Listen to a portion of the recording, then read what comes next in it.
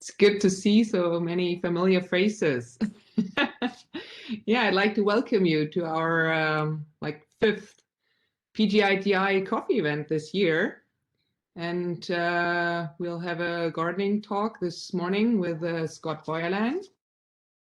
And I'm really happy to see so many familiar faces.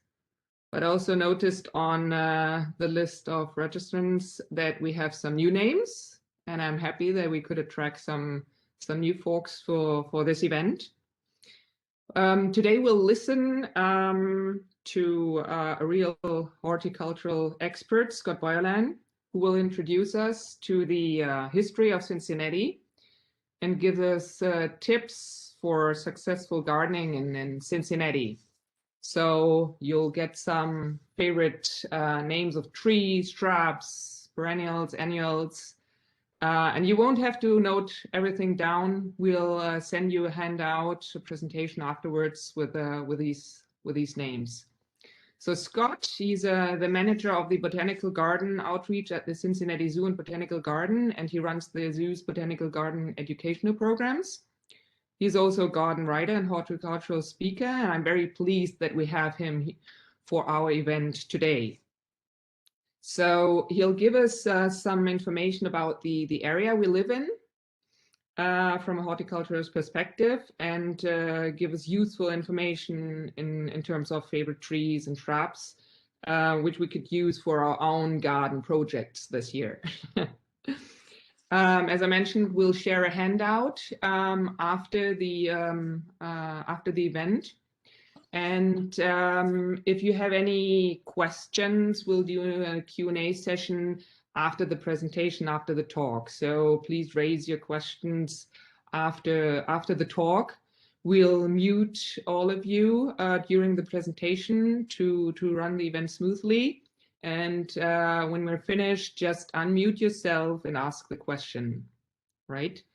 I also have a favor for you. I would like, if you can, to share the video function of your computer so that Scott can see his audience and we can see each other. That would be very nice. And before we start, I just wanted to say a special thank you to our website team, Veronica and Alex, who always ensure that these virtual events are set up and run smoothly.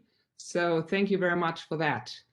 And now I'd like to hand over to Scott Boyerland, and I'm very excited about all we are learning today. Okay, Barbara. Good morning, before Scott starts, I just want to say a few words to our coffee team. They are doing a great job. I mean, so many events they have organized. It's just wonderful. So thanks again, I think, for the whole group. Barbara and Aga are doing a great job with the support of our website team. Thank you very much. Thank you. Thank you. Well, good morning. First of all, welcome to the zoo, sort of. I hope you can all get here soon. I know moving is a big deal.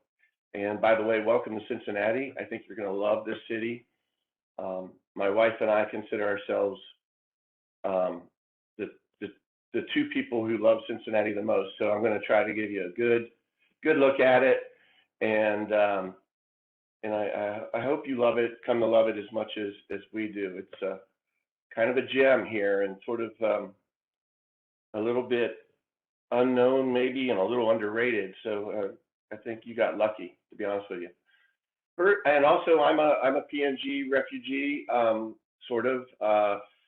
When I was in 4th grade, my dad, who was an engineer, a retired engineer from Procter & Gamble, took us all to Baltimore for a year, and then we came back. So you know a little bit about what it's like.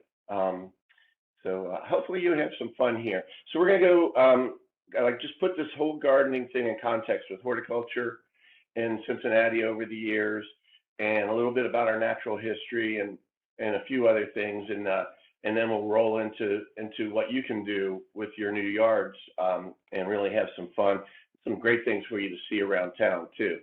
So we're going to start way back. in the early 1800s with Nicholas Longworth.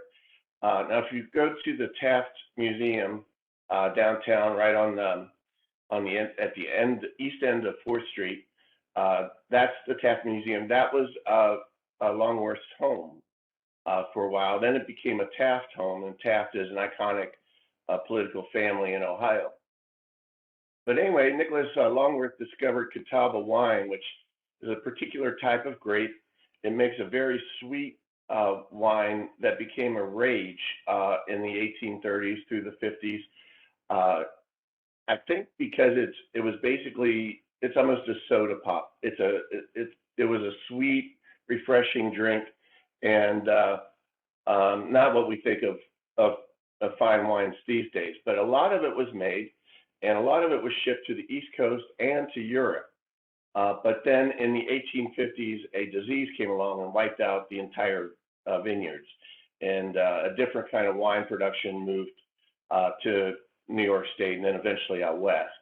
But if you're familiar much with the city yet, Longworth's vineyards ran all the way along Columbia Parkway from Mount Adams or Eden Park, which overlooks downtown, all the way along the river to Alms Park, or the Tusculum area now, virtually to Lunken Airport.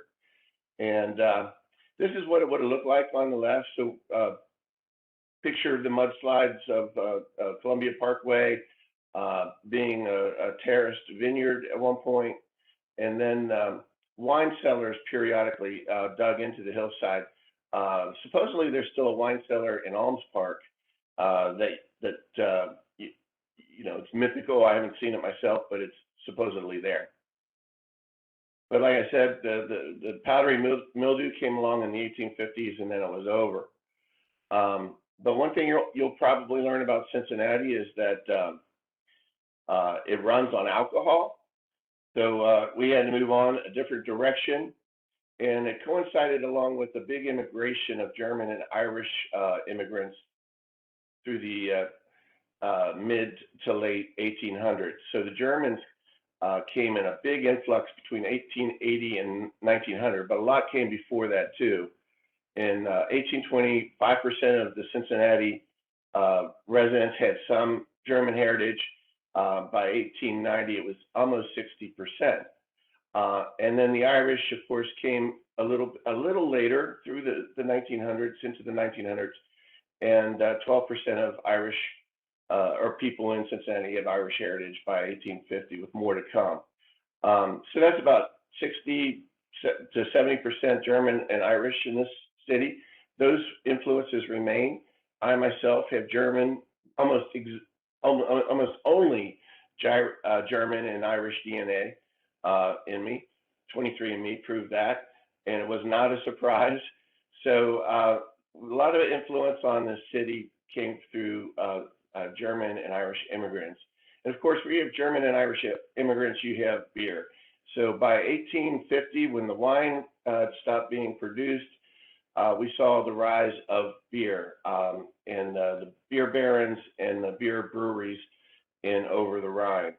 There were quite a few. Lager beer was invented in 1830 or in the 30s, and it became a big sensation. So this was a different kind of beer. It needed to be cold brewed and kept cold. So it required a more complex production system and storage system. It really couldn't even be stored for very long. So that influenced a lot of how this was done, but it was a very popular beer. And from 1840 to 1860, we quadrupled the number of breweries in just over the Rhine alone. But then by the 1920s, Prohibition came along and really was a hammer blow to Cincinnati. A lot of the social fabric, a lot of the culture, and it kind of turned over the Rhine into a slowly degrading,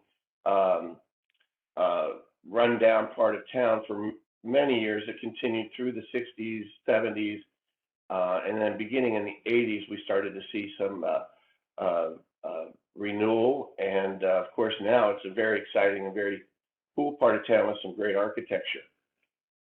Some of the beer barons, John Houck. This is the Houck House on Dayton Street on the West End. It was called Millionaires Row. When 75 went in, it kind of cut that off a little bit, but it's still kind of a cool area of town to go have a look at. It's a little rundown, but coming along. It's near the new FC Cincinnati stadium in that area. But John Houck was one of the bigger brewers.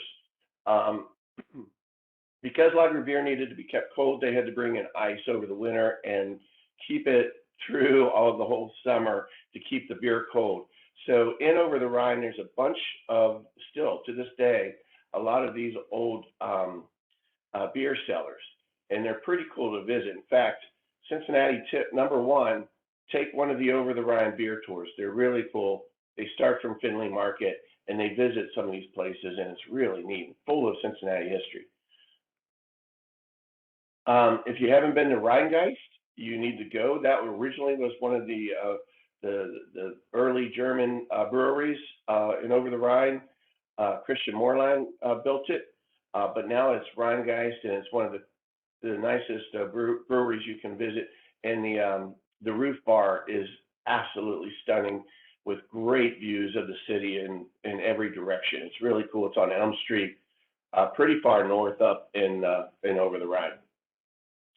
And this is my wife doing what she does best. She's also German and Irish heritage. So, and if you love beer like me and you honor the beer barons, you'll be glad to know they're properly honored, all of them, at Spring Grove Cemetery, with beautiful monuments. And I think it's on an annual basis that Spring Grove has the Beer Baron Tour. You can sign up. Visit the graves and pay your respects, which you should do. And then there's a beer tasting at the end of it. So it's kind of a fun thing to do. So there's good old Johann Bruckmann, properly honored. This is the Dexter Monument. He was not a beer baron, but he was more general. He sold all kinds of liquor, and did rather well. In fact, nobody ever went broke selling alcohol in Cincinnati, and he did quite well. And this is a beautiful mausoleum at Spring Grove Cemetery overlooking the lakes. So what's kind of interesting about the beer barons is, their breweries were down and over the Rhine in Cincinnati. But if you go out to Westchester, there are all these streets named after the beer barons. So there's Windisch, Houck, Mulhauser, probably some others. And I became curious about that. And what I discovered is that is where they had their farms. So they would raise the barley and the wheat and the hops there. They would also chisel the ice in the winter from their lakes in Westchester and send it down to Cincinnati. Now, how they sent it down was kind of an interesting part of Cincinnati history itself. They used the Miami and Erie Canal. So this was there were many canals in the early 1800s, late 1700s that the United States built, which really opened up the western part, the west of the Appalachians, to trade via the Great Lakes. So this canal ran all the way from Lake Erie down, but it ran through Westchester. And if you ever wondered why Port Union is in Westchester with no bodies of water anywhere in sight, it's because it was on the canal. If you wondered why Lockland is called Lockland, it's because that's where locks on the canal were. And then the canal came down through over the Rhine and eventually met with the Ohio River about where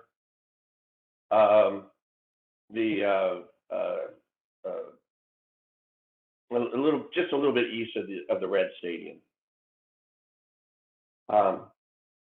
The canals were very important to the growth of Cincinnati, but they didn't last very long. Their heyday just ran for 25 or 30 years, but along comes the railroads and really dampened the business. And by 1913, when a large flood came and did a lot of damage, nobody wanted or had the heart or they wanted to expend the effort to repair it. So the canals kind of ended about then. So what everything would have looked like. This is over in Metamora in Indiana. It's kind of a fun day trip if you ever have a chance. But these were towed by animals that connected east to Europe. This is how Longhorse wine got to Europe. And then the towpaths became beds for interurban Cincinnati railroads for many, many years. And now a lot of them are bike paths.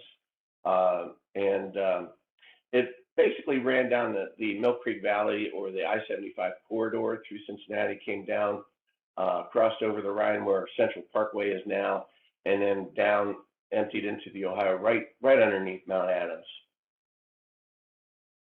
So when it was filled in, it was Central Parkway was put on top of the old canal, and then I believe it was the 30s, they started to build a subway for Cincinnati right underneath Central Parkway, but that project got aborted. Cincinnati has a weird history with transportation. You'll find out. Steamboats were running about that same time, so traffic up and down the river was huge, connecting with the canals up to the Great Lakes. So a lot of goods could be shipped back and forth. The steamboats during their heyday, along with the canals, made Cincinnati one of the most important cities in the country. Certainly the gateway to the west, with also good access to the east and Europe through the Great Lakes. And by the way, that same period of time, that big heyday of Cincinnati is when Parker & Gamble came along, in 1837. So Cincinnati is an interesting history with reforestation. This is something most people don't know, but by the mid-1800s, North America was basically stripped of trees. All of it had been used for fuel or for lumber to build houses or buildings with, railroads with, and basically the great forest that had run from the East Coast all the way to the Mississippi River was kind of gone. And it was here in Cincinnati, and oh, by the way, this is looking up at Mount Adams where Eden Park is now. You can see there's really no forest at all there. It's just a few spare trees. And the steamboats used a lot of wood too. A lot of the steamboats were fueled by firewood. So a lot of the city looked like this, and citizens became concerned. Among them was John Aston Warder. He was a physician, and in 1875 he formed the American Forestry Association. This was the first forestry association in North America, with the goal of studying the loss of trees and with the goal of reforesting North America where they could. And in 1882, the first Forestry Congress, first time anybody in North America had met in a big way to discuss reforestation. It was here in Cincinnati, downtown, 1882. At that same time, as part of the event, the school superintendent, John Peasley, closed all the schools, and every kid went up to the abandoned vineyards, which would have been Longhorse Vineyards along Columbia Parkway, and they planted trees. So there's where that's what they started with, and now there's an image of Eden Park today. So the transformation was phenomenal. John Aston's home is still a private residence in Delhi, with some of the trees that he would have planted. And some of his favorites are there: catalpa, English oak, and some others, ginkgo. So it's kind of neat. If you have a chance to visit and look at that, I mean, it's still a private home. You can't go walking up to it, but you can drive by and have a good look, and it's kind of cool to see that. So Cincinnati has the largest urban forest within city limits. It was the first of those, too. This began in 1911, principally driven by a Cincinnati architect named George Kessler. Almost 1,500 acres with many, many trees planted between 1911 and 1920, and many more since. With most of the trees actually grown at the city's own nursery called Warder Nursery, which is near Winton, your Winton Hill, I think it's called Winton Woods facility, Winton Hills facility. So right up there, and that's on the west side of town. I'm from the east side of town. I don't know over there very well. You'll get to know too that Cincinnati is divided down the middle, east and west. And if anybody from the east ever goes to the west, they get lost. And if anybody from the west ever comes to the east, they get lost. It's just how it is. It's hard to explain. But anyway, Mount Airy Forest was run down, played out poor soil farms, which the city bought, and then planted into these beautiful forests. And it's a lovely place to go now. There's great picnic grounds, large forests, hiking trails, an arboretum, some cool architecture. It's a cool thing to see right on Coleraine Avenue on the west side of town. And like I said, tree planting continues at Mount Airy. I am part of a group called Taking Root, and we had a tree planting event at Mount Airy Forest a couple of years ago. Another place of note for Cincinnati is Spring Grove Cemetery and Arboretum. It's not far from Mount Airy. In fact, it almost connects through some green spaces. 733 acres, a National Historic Landmark, was begun in 1844. It contains many state and national champion trees. These are the largest trees either in the state or in the country. And the resting place on an untold number of dignitaries, including U.S. presidents. Very beautiful place to go visit. Here's an old depiction back in the horse-drawn days, and kind of one of the original designs. It's what they call a landscape design with trees. It's quite a lovely savanna-like feel, and you really need to go there. Adolf Strauch was the man who designed Spring Grove. He studied at the Imperial Gardens in Vienna, befriended Hermann Fürst von Puckler, learned much there, worked through Europe, and then he was literally taking a train to Texas through Cincinnati, missed his train connection, contacted a friend, and his friend came down and saw him, convinced him to stay in Cincinnati, and so he sort of became our Olmsted. It was a little bit before they actually called themselves landscape architects, but he was an instrumental and important landscape architect in those early days, and did a lot to create this landscape lawn plan. So just some images of Spring Grove, but just a glorious place to go visit on any time of year, really, but on a beautiful day in the fall or spring, especially when fall color or the flowers are out, is just is a beautiful experience. Many old large trees. Okay, tip number 2: go to Spring Grove early and often. Right now is a very good time. A lot of magnolias are still in bloom. Some of the cherries are finishing up, but the crab apples are coming in, the red buds and the dogwoods. So it's stunning to go there. Cincinnati Parks came along in the 1800s as well, and really did a lot to establish some nice, beautiful parks. We call it our Emerald Ring. Today it's 5 regional parks, 70 neighborhood parks, preserves, natural areas, parkways, overlooks, lots of trails. And again, Adolf Strauch was instrumental. Not only was he the superintendent of Spring Grove, but he was also very involved with Cincinnati Parks. So here's kind of the timeline of when various different parks were started in Cincinnati. This is not the greatest. I took a Google image. Can you see my cursor if I move it around? You can. So here's downtown, and here's over the Rhine.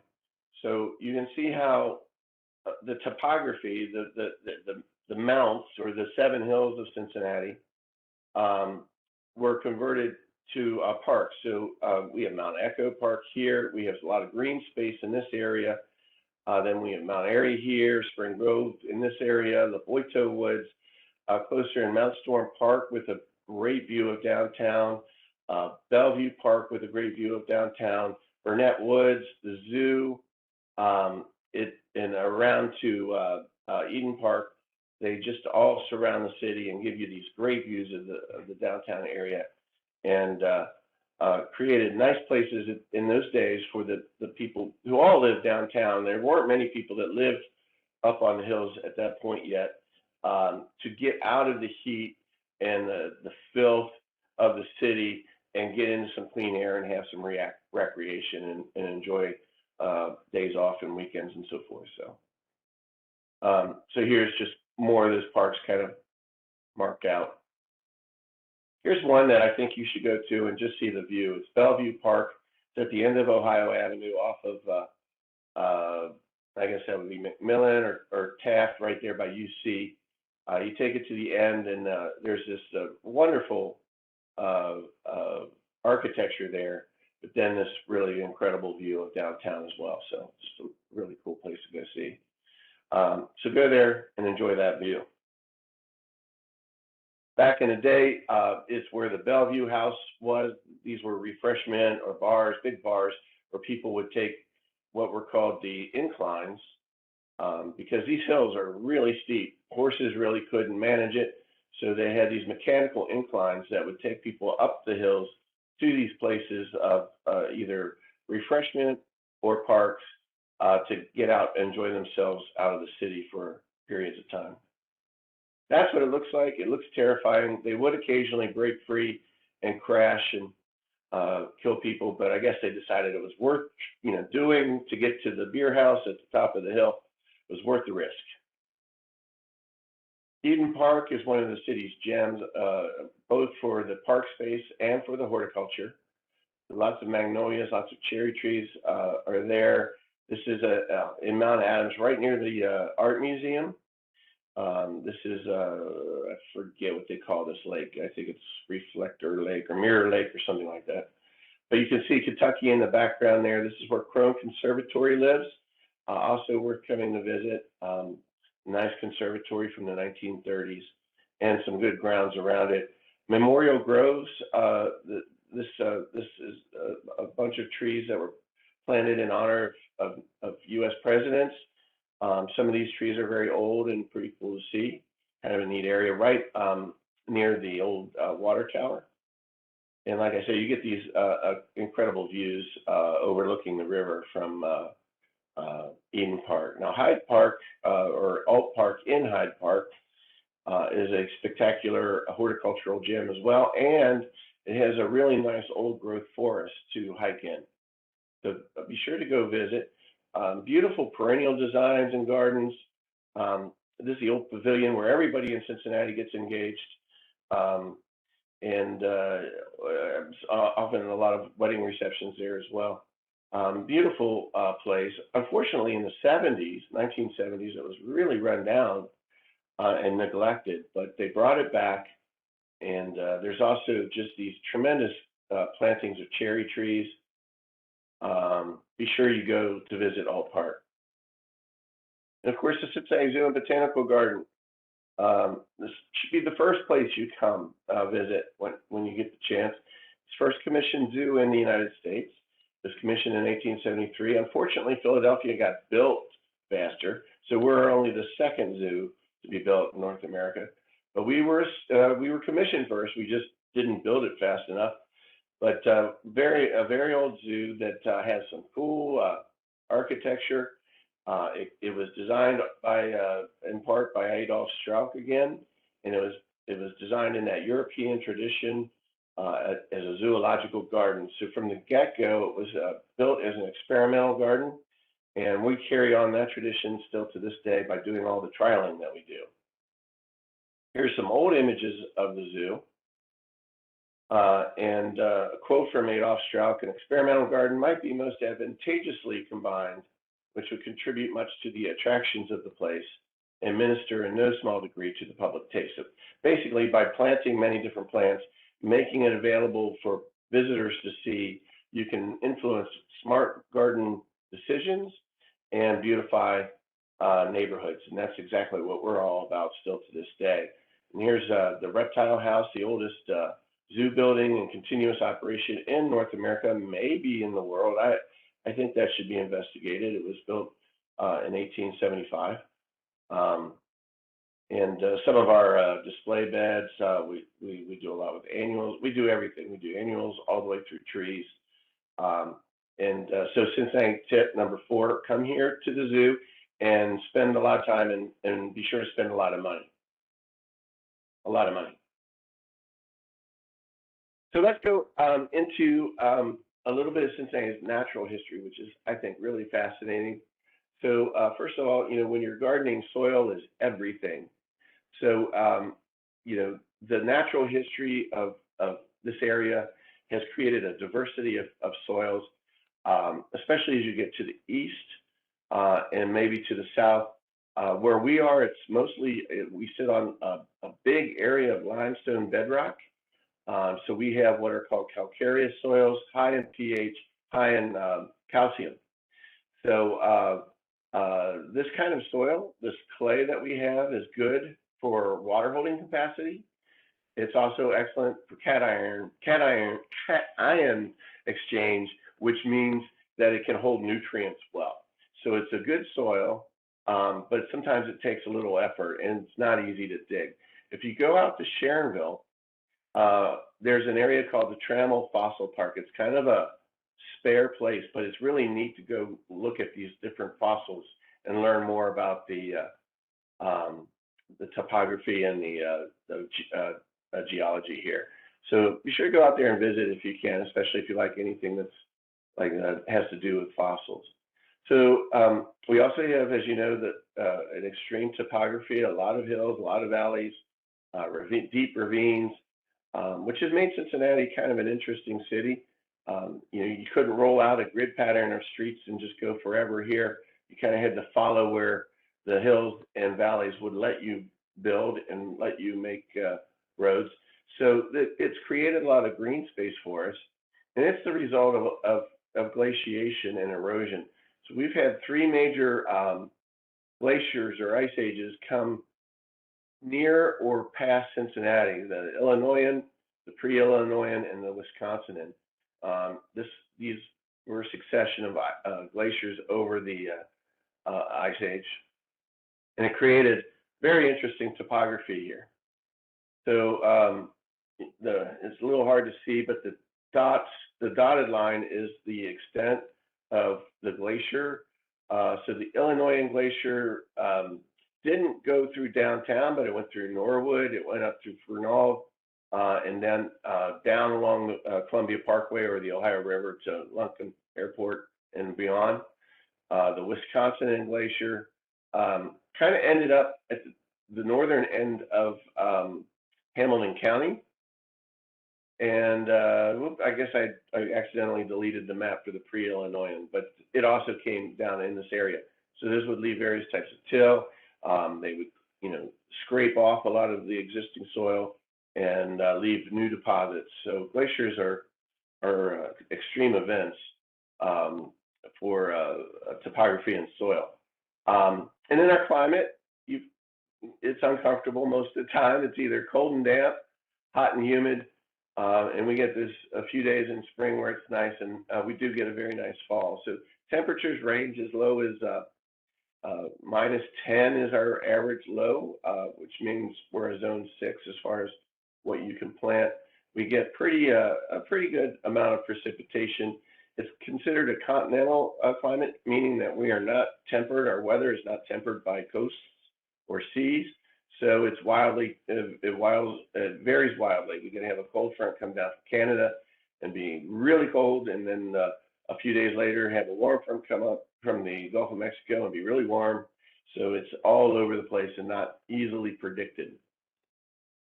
So the moderate climate, diverse soils, and the interesting topography enables us a very diverse plant palette, both in our wild spaces and in our gardens. So here's California Woods Preserve on the east side of Cincinnati, down by the river. We have 56 species of trees in that small preserve alone, whereas I think all of Britain only has about 40 woody species of plants as their native palette. So the diversity here is unbelievable as far as certain ecosystems in the world. And go see it. It's a really nice preserve, and the ephemerals or the wildflowers would be worth seeing even right now this time of year. Cincinnati sits in about the center of what is called the Great Eastern North American Forest, so we're in here, and it extended, like I said, from the East Coast to somewhere around the Mississippi River. A great moderate forest with many different species of trees, about 1 million square miles, 26 states. So what this is telling us as gardeners is start with your trees. This is a good place to grow trees. They do well here, and of course they're important elements in the landscape too. So a couple tips for successful gardening in Cincinnati: be realistic about the clay and the high pH. You're not going to get away with a lot of azaleas or rhododendrons or heaths or heathers, but we have many other plants that you can use very easily and have high degrees of success with. Choose your plants wisely, and this is where we'll come in with some information for you from our plant trialing program, and just from what you see around town. If you go to Spring Grove, pay attention to which plants are doing well, which ones you like, and that'll get you started down the road of good choices for your own yard, and then learn the basics. We'll talk a little bit about those. So yeah, again, for the high pH soil, you're just not going to be able to grow those plants that really like an acid soil. So just work from the palette of plants that we can use. There's plenty of them. And then proper bed prep. If you're in a soil where it hasn't been disturbed for many years, chances are it's pretty good to begin with. But of course, any home built since World War II will still have compacted soil, high clay. Maybe the topsoil was bulldozed off and taken somewhere else. You will probably do a whole lot better if you prepare your garden beds. And that's done by tilling to break up that hard clay, and then amending with compost or rotted manure to really build some organic matter up in your soil and create a nice open porous soil, which is good for accepting precipitation and moisture, holding on to moisture, and then also allowing air through the soil, because that air is as essential as water is to roots of plants. So you want to make sure it's nice and loose and easy. And once you uncompact it, once you open it up by tilling and adding organic matter, try not to walk on it or park on it or let the kids play on it too much, because that just compacts it again. And then plant choice. So plant trials are a great way to find out what grows well in this region. And ours, because we are right here in Cincinnati, are a really good place to start. But if you get on the computer and Google plant trialing programs, you'll see that there's quite a few of them out there, and plenty in the region. And these are mostly with public gardens or from universities, and they'll tell you which plants or varieties of plants perform best for them. And this, will save you so much heartache, because nurseries garden centers buy things in sometimes without really knowing a whole lot about them, without having seen them grow themselves. They look great in a pot and they sell well, but maybe they don't do well in our soils. Maybe they don't like our weather. So they die. By choosing plants that will grow well and look great, which you can learn from these trialing programs, you skip ahead of so many other gardeners and skip a lot of disappointment. Learn the basics. Sounds simple, but maybe check out some videos or Google a proper planting technique. It's very important that the roots get into the new soil by breaking up root balls and getting them into your garden soil, rather than just plant that plug of roots like in a hole. Watering, this is a botanical garden. We have horticulturists on staff. Watering is probably the mistake that gets done the most. What you want to do when you water is water when it's necessary. In other words, when the soil is almost dry, water. water well to at least an inch of irrigation. You can measure that by putting a little cat food can out in where you're watering. And then, water it well and then wait again until it's almost dry before you water. Too much water is as bad as too little. So learning to water is an important thing. Basic maintenance, it's kind of a deal, but not really. Most plants are very forgiving. Unless you're a really great designer, stick to something simple and then plant a diversity of plants and you'll be doing just fine. So now we're in the plant section of my talk, and I know I guess I got to get moving here. Got 15 minutes left. I want to talk about just some of my favorite trees and shrubs and other plants, but also I will show you that we have brochures that are online and other places where you can learn more than just what I was able to fit here.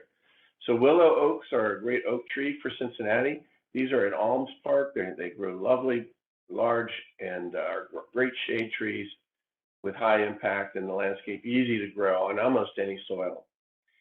The weeping Higgins cherries, which you can see in abundance in Alt Park or in Spring Grove, are beautiful trees. They are hard to find in nurseries. You might have to work a little bit, but when these are in bloom, it's sort of like Christmas. It's like your honeymoon, your birthday, 4th of July, all of it combined in one. Just a stunning period of time when those are in bloom. And the trees are not one-trick ponies either. They have great fall color and are absolutely lovely in the winter with just their form alone. Katsuras. This is an ancient species of trees would have grown during dinosaur times. If you asked 100 horticulturists what their favorite tree is, almost all of them would have Katsura in their top 5, and none of them could tell you why. It's more than the sum of its parts. It's a beautiful shade tree with lovely foliage, good fall color, and look where they planted some. Procter & Gamble headquarters. So if you want to check out Katsuras, you don't have to go too far. There's a weeping form at Spring Grove that we're working really hard to get into nurseries more. It's called Amazing Grace, and it's a stunning tree.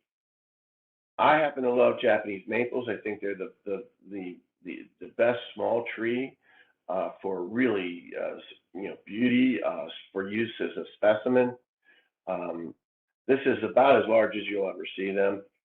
This is more typical of a Japanese maple in this area, but there's many of them. They all have beautiful foliage. There's no such thing as an ugly Japanese maple. They're all beautiful. Really renowned for fall color, especially.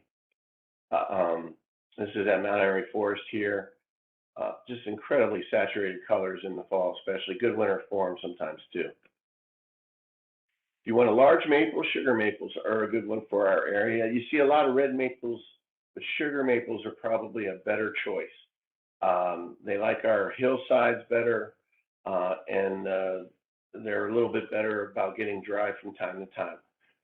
Very large, very nice shade trees with good fall color. Red buds, you can't throw a brick right now without hitting a red bud in full bloom. They're everywhere throughout the city. Very distinctive with that sort of raspberry colored flower on most of them. Even a young red bud looks like an old tree. They just sort of have their own character. Here's one at Spring Grove. That's a typical color of the flower. The flower up close, it's a pea family plant. Now there are all kinds of choices. So there's a weeping red bud. There's a red leaf type called forest pansy. There's Appalachian red buds with more of a pink color. There are even white red buds, or what we call white buds. Another nice large shade tree would be the American beech. These are grand specimens. In the open, or in an open site, they grow wide like this. In the woods, they grow very tall and straight. Great fall color, really grand trees, very slow growing. You're planting these most times for future generations. And then we also have a lot of good examples of European beech throughout the city, which in a lot of ways is like the American beech, perhaps not as tall and a little bit more wide growing. And it's interesting because the American beech there are no varieties. They all look very much alike. They grow the same. They look the same. With the European beech, all kinds of colors, leaf shapes, textures that you can buy in different as different cultivars. So here's an example of that. You can buy what they call the twisted form that you can see on the left, the cut leaf form, copper beech, tricolor beech. So lots of choices there if you want something a little different. And this is a winter form of the tortuoso or the twisted beech. I like hornbeams. They're like the mini versions of beeches. So if you don't have room for a beech, go with a hornbeam. They have much of the same look, much of the same character, and just in a smaller form. So here's a good example of the European beech growing at Spring Grove. There are again the American hornbeams tend to be singular. There's not a lot of different looks in it. But the European hornbeams come in these round forms, skinny forms, and all different kinds of ways. But again, even though they're way smaller than beech, they still take on a lot of that character. And a lovely, beautiful pleated foliage in the spring.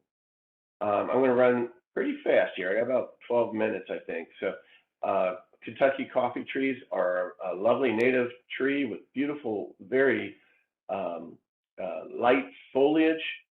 But very tough. It's growing here in about a foot, what we call a hell strip, a foot of soil between the sidewalk and the road in Tusculum on a steep slope. So you know these aren't getting a lot of water. They're not getting very much fertility, but they grow nicely, and they probably get a lot of salt too. But they do rather well.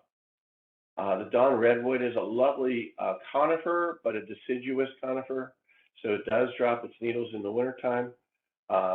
Which is a lovely thing because you get this fresh new needles in the springtime and good fall color in the fall, and these unique, very cool trunks. So and then white pines are a good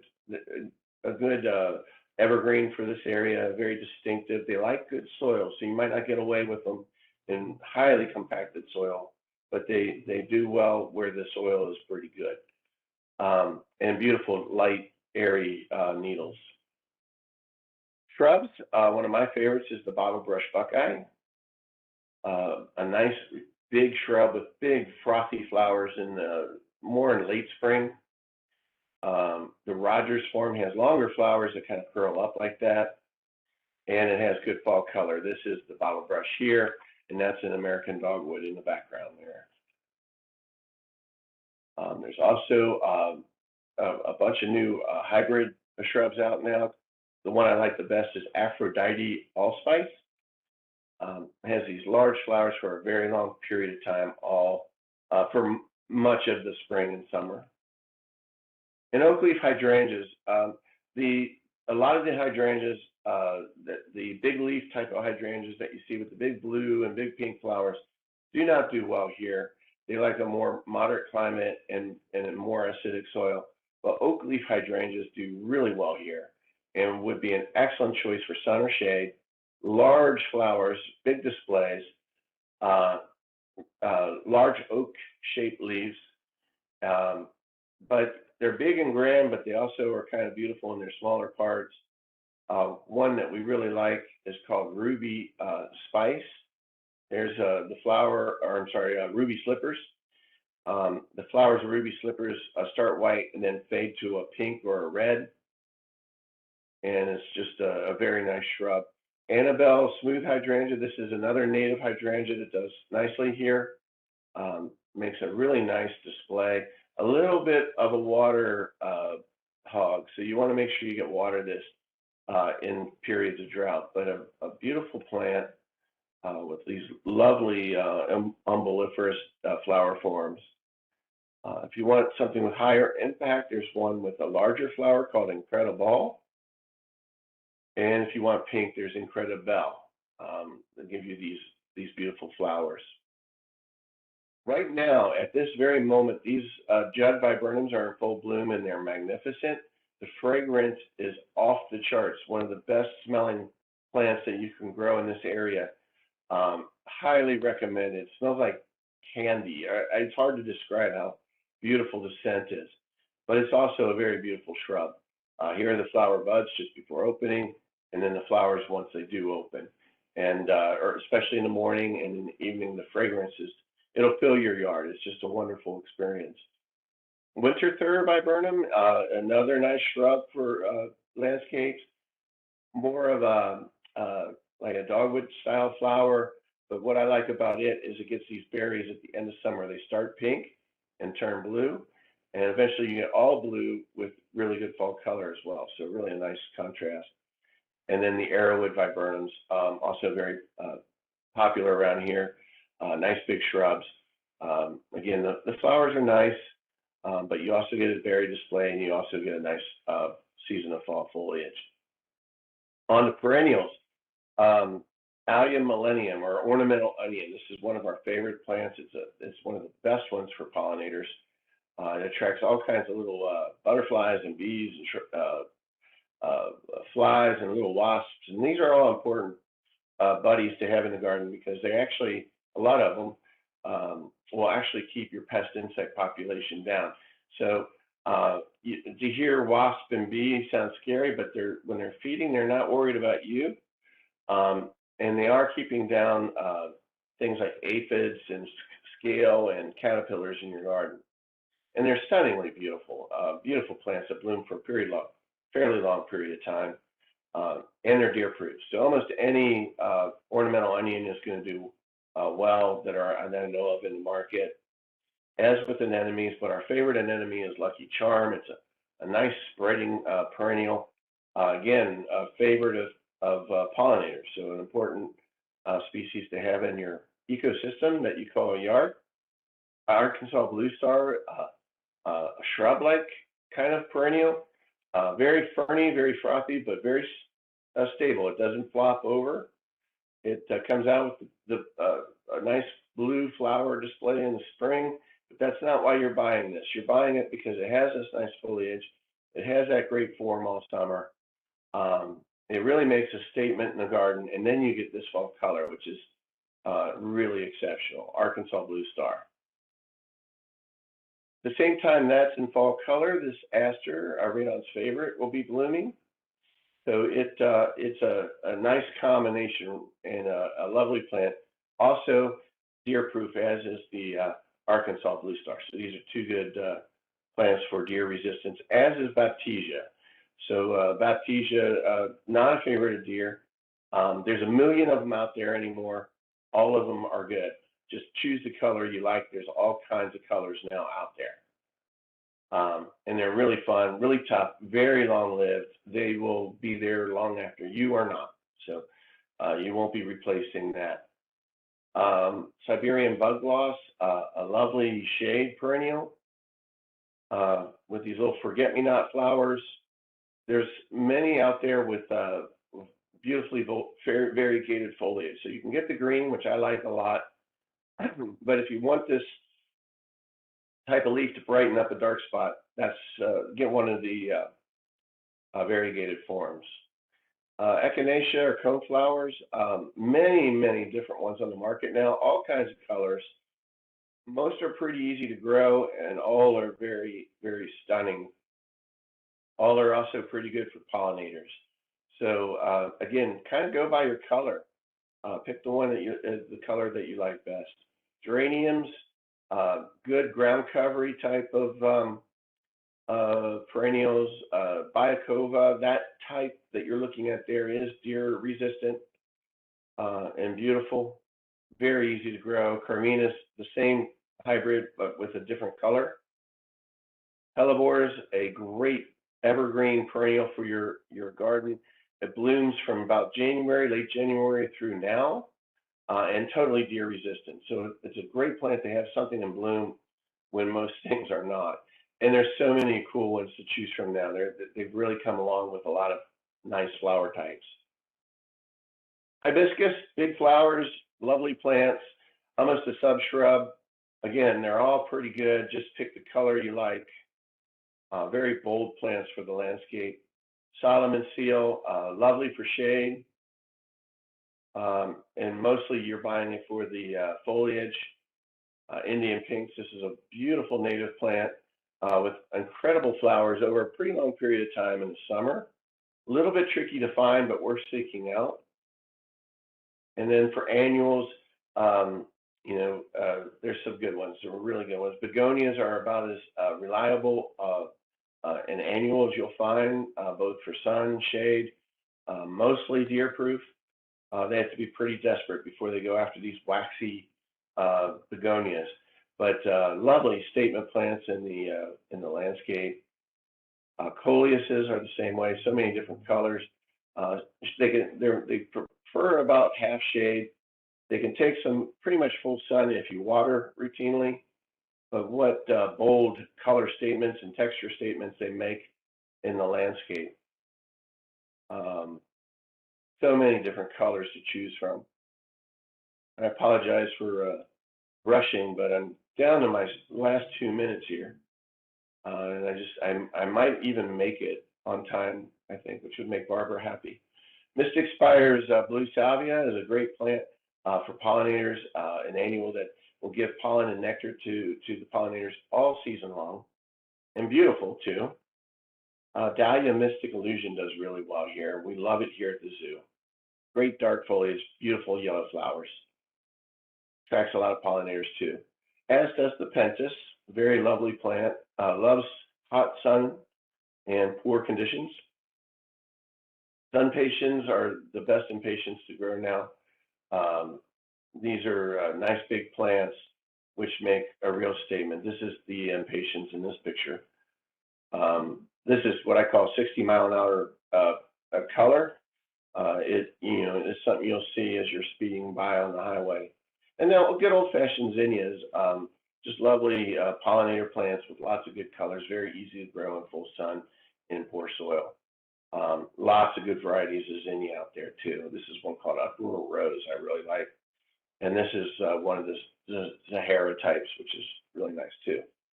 So our website does have all kinds of more information from shrubs, trees, perennials. These are all our brochures. I was noticing a glitch in it yesterday. I'm going to correct that later today or tomorrow.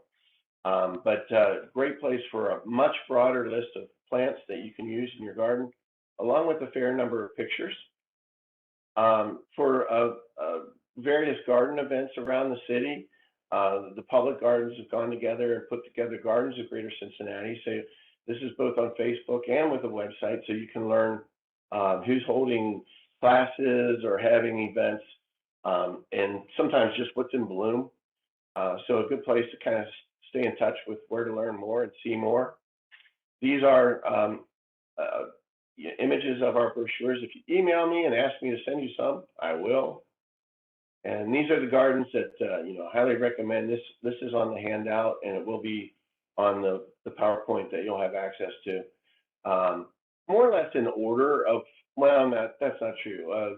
The order would be the zoo, Spring Grove, Boone County Arboretum, and then Alt Eden and the Riverfront Parks would be the way I would set my agenda to see these. And then Row Arboretum is very specific. It's about conifers. Glenwood Gardens is very nice, but it's a very broad area. It has prairies, wetlands, and some nice gardens too. A nice children's garden there too. And then, I don't know how to tell you to find these, but try to tune in and learn more about the private garden tours, because they can be exceptional. So Newport, you might type in Newport Garden Tour, East Side Garden, or just Cincinnati Garden Tours, and see what comes up. And try to make some of those, because you'll really see some great properties that way. Just a few last tips for enjoying Cincinnati. When you go to Grader's, get the raspberry chip ice cream. It's the best one. Be sure you make sure you see the Art Museum and the Museum Center downtown. Do not become a Bengals fan. It will break your heart. And don't become that person who moves to Cincinnati and then disses our chili. We do not appreciate that. Whether you like our chili or not, just say that you do, and get over it that it has spaghetti in it. It has spaghetti in it. Get over it. Pet peeve. Fall is our best season. That's when you want to be in town. That's when you want to get out and about the most. and try gutta. There's no way to describe gutta. It is what it is. It's in with the sausages at Kroger's. Try it, and then you can send me a bottle of wine or a present once you realize how great gutta is, or you can even just send me gutta. I really, I'll be very happy with that. So I'm done. I hope it 11:02. I apologize on the time, but I've got all day to answer questions or just tell you more about Cincinnati. If you want to learn, see some of my writing and stuff, go to Garden Rant, or I write 2 columns for Horticulture Magazine every issue, so you can see me more there too. So with that, who has a question? So Scott, first of all, thank you so much. Thank you so much for this great presentation, entertaining event. There was a lot of information in there. You shared some sources we can go to already, but we'll share the presentation as well. Yeah, and my email is there, so feel free to send me any questions anytime. Right. And I'll just like to open a short Q&A questions if you still have time to the people. So I might have a first question, actually. So we have a special year this year. The cicadas are coming.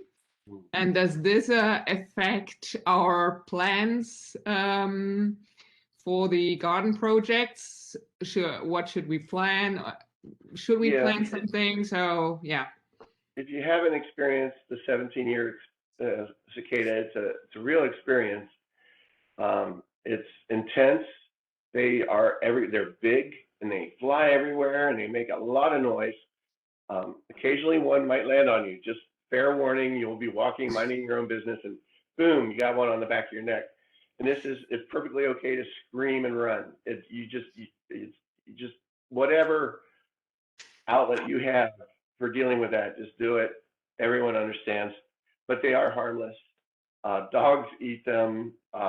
Birds love them. The birds are never happier than when the cicadas are out.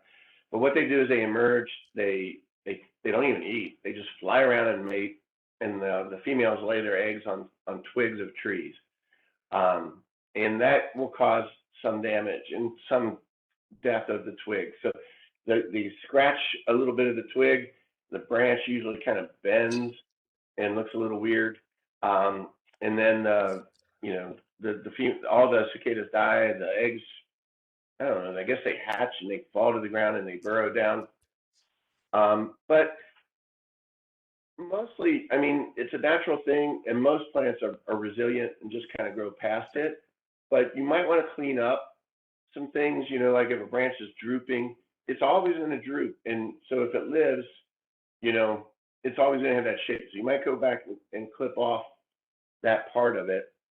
And, I never really want to tell anyone not to plant anything, but you might hold off on planting small trees until they're done, just because small trees they seem to prefer. You can net very valuable trees or maybe some small trees that you do want to plant. Get some bird netting, but it's got to be kind of fine, and don't keep it on there any longer than you have to, because it will start to bend the branch, the new growth too, and you'll still have kind of the weird shapes that way. I have a question, but if I already plant a tree that is a pine. The question was what? A tree that is a pine? So yeah, Cincinnati has only one native evergreen. That's the eastern red cedar, which you see along the freeways a lot. But we do have a number of pine trees that do really well. The white pine does well here. No, but in terms of the cicadas, are you already put it, No, the pine trees aren't bothered so much because they are so resinous that they're not easy. I'm not even sure the cicadas can even lay their eggs on pretty much any of the conifers. They really go after more of the deciduous type of trees. Okay.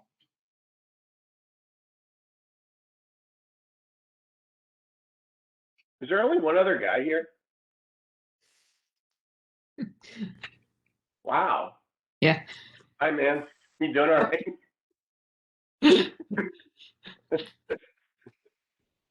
Yeah, right. So if you have more questions, just unmute yourself and raise the question for. Yes, on the handouts that you are going to send us, are we going to have like, okay, what grows well in Cincinnati, or how is that handout? Because this was very helpful, Yeah. but I'm a bit overwhelmed of what can we plant and what can we not plant.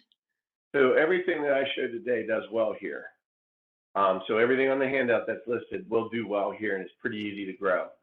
And then the references to the zoo's website.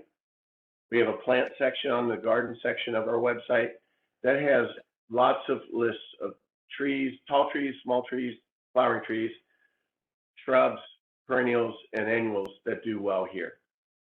Okay, thank you. Yeah, and again, just get out and look at things. Ask your neighbor, what is that that's doing so beautifully there, and there's lots of really fun ways to kind of see what does well here, and that's why I'm always urging people to get to the public gardens. It's a great way to learn plants and see how they can be used too. See how what goes together well. Design ideas, things like that.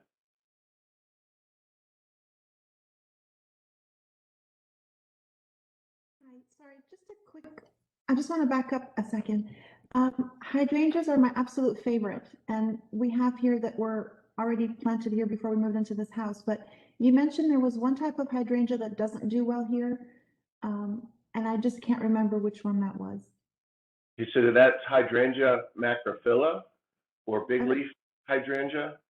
It's usually the one, it's a type of hydrangea that's a small mounded shrub with big blue or pink flowers usually. They can be grown here. It's just, they're not really happy.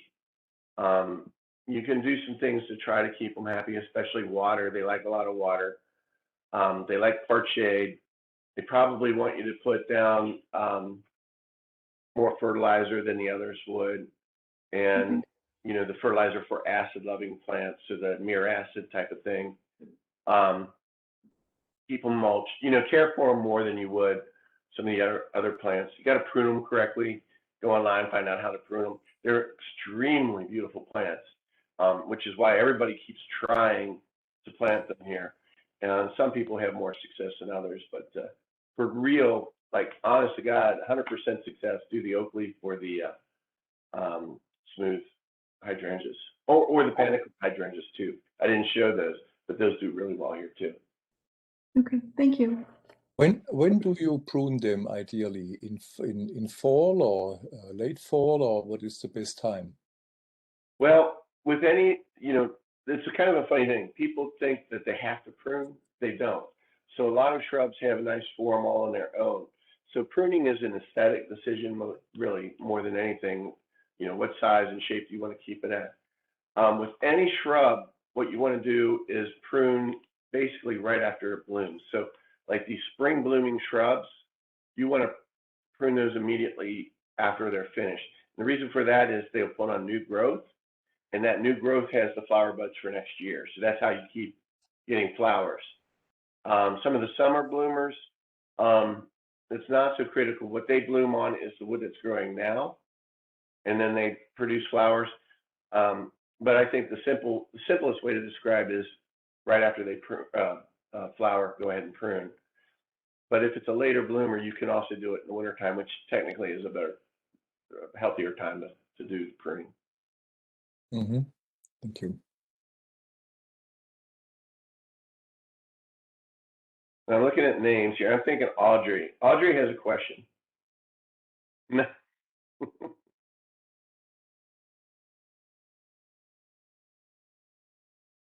Well, all right. I'm available to speak of stuff later. Just send me an email. Thanks for inviting me for this. How did you even find out about me? We all know the Botanical Garden and Cincinnati Oh, Zoo, and okay. yeah, that's a connection. Yeah, yeah. Yes. No, yeah. So if you don't Scott, have any questions yeah, anymore, Scott, one more question. Pruning. Sure. The hydrangea, there are different kind of hydrangea. So the one kind we cut, well, we prune completely, and the other ones we should not. Yeah. I So tried with the big leaf hydrangea. So with the oak leaves or the smooth or the panicle, let's see, those you could prune in the winter time, all of them, I think. Yeah, those are all winter pruners. But the macrophylla or the big leaf kind, they depend on so many different things. It's like, when if they come back in the spring with really strong growth and they're not a repeat bloomer, you cut them back harder. The repeat bloomers, you prune less. If they have damage, from winter and have weak buds and weak leaves, you prune down to strong ones. So it's almost like it's almost a class in and of itself on how to prune the big leaf types.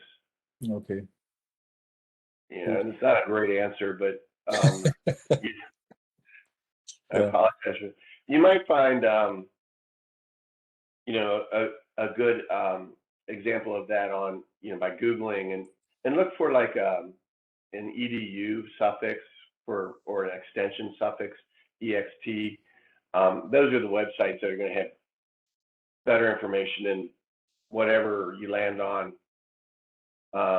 just randomly through Google. So I should mention too, we're a good resource here for finding things out, learning things, but for pest issues, for soils testing, for a lot of really great horticultural advice, the Hamilton County Extension Office is a great resource.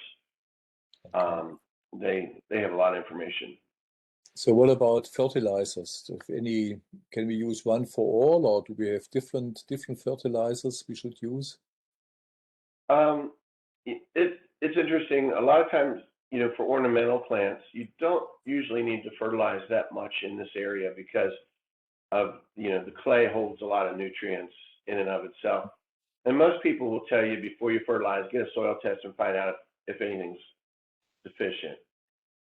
But that said, it never hurts to just kind of do, like with annuals or just something you want to see grow a little bit faster, throw some 10-10-10 or 12-12-12 type fertilizers, just a general 12% nitrogen, 12% phosphorus, 12% potash fertilizer, put it down. If you are venturing into azalea or Ericaceae family plants or hydrangeas, you may want to use like a mirror acid because they have some of the micronutrients in them that are not as available in a higher pH soil. So kind of supplementing what's probably there, but that the soil wants to hang on to. Good, thank you. Do you know a bush or shrub that is also great in this area for noise reduction, like from the street? Yeah, you like a thicker, as big a plant as you can get in there, and then one that's also very dense, like those hornbeams that were very tight. Yeah. With a lot of branching, those will do a pretty good job, even in the wintertime when they don't have leaves, just because there's so many twigs and branches in there. So evergreens are usually pretty good too. So the junipers or maybe a spruce or some pines. Pines are a little bit more open. So sometimes, even though they're evergreen and their branches are spread apart and they won't do a whole lot to diminish sound. But those are probably the best ones. I mean, I'm gonna say bamboo, but be very careful about growing bamboo. No bamboo. Okay. You never get it out again. So that's why I didn't want to go there. Great way to make an enemy out of your neighbor. Or They actually took their Great. bamboo out, so now it's loud in our backyard. Okay. Yeah, I would go for like, a lot of times if you Google windscreen type plants, those are some of the best plants for sound also. Okay, great. Thank you so much. You're welcome.